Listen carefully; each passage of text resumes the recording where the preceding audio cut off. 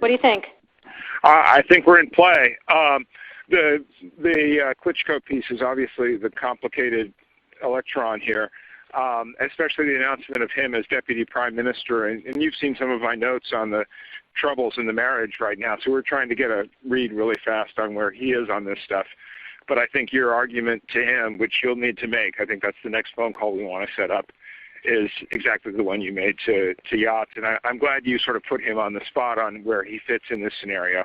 And I'm very glad he said what he said in response. Good. So I don't think Klitsch should go into the government. I don't think it's necessary. I don't think it's a good idea. Yeah, I mean, I guess you think, what, in terms of him not going into the government, just let him sort of stay out and do his political homework and stuff. I'm just thinking in terms of sort of the process moving ahead, we want to keep the moderate Democrats together. The problem is going to be Tony Book and his guys. And, you know, I'm sure that's part of what Yanukovych is calculating on all of this. I think Yachts is the guy who's got the economic experience, the governing experience. He's the guy, you know, what he needs is Klitsch and Tony Book on the outside. He needs to be talking to them 4 times a week. You know, I just think Klitsch going in, he's going to be at that level working for Yatsenyuk. It's just not going to work. Yeah, no, I think that's right. Okay. Good. Well, do you want us to try to set up a call with him as the next step? My understanding from that call, but you tell me, was that the big three were going into their own meeting and that Yachts was going to offer in that context a three-way, you know, the 3+1 conversation or 3+2 with you. Is that not how you understood it?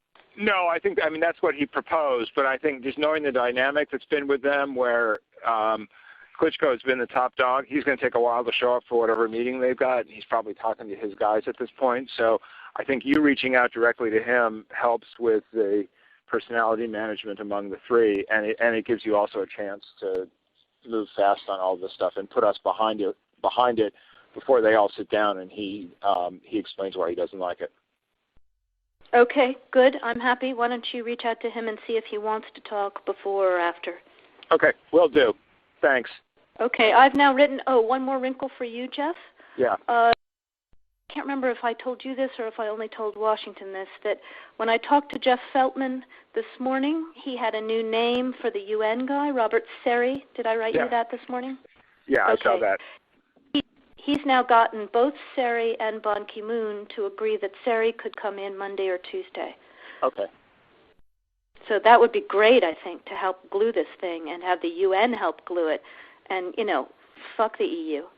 No, exactly. And I think we've got to do something to make it stick together, because you can be pretty sure that if it does start to gain altitude, the Russians will be working behind the scenes to try to torpedo it.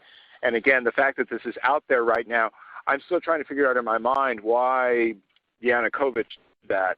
But in the meantime, there's a Party of Regions faction meeting going on right now, and I'm sure there's a lively argument going on in that group at this point.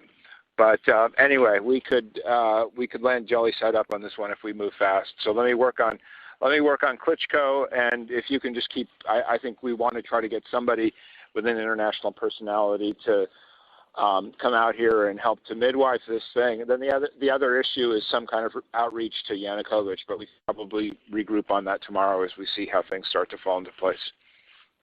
So on that piece, Jeff, when I wrote the note, Sullivan's come back to me, VFR, saying you need Biden, and I said probably tomorrow for an attaboy and to get the deets to stick. So okay. Biden's willing.